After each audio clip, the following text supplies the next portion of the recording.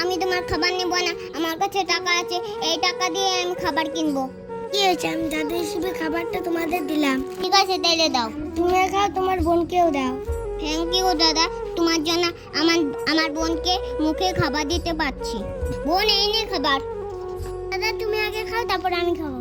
বোন, তোর না খিদে পেয়েছে, তুই আগে খা। আমরা দুজন মিলে একসাথেই খাবো।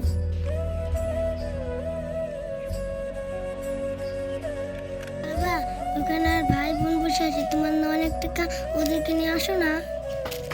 ঠিক আছে, তুই যখন এত করে বলছিস চল আগে গিয়ে দেখি, তারপরে ভেবেচিন্তে ওদেরকে নিয়ে আসবো। চল। তোমাদের কথা ওর কাছে শুনেছি, তোমার পরিবারে কেউ নেই, তোমরা কি আমার সঙ্গে যাবে আমার বাড়িতে? তাহলে চলো, তোমাদের আজ থেকে তোমাদের পড়াশোনা সবকিছু আমার, চলো এসব আর করতে হবে না।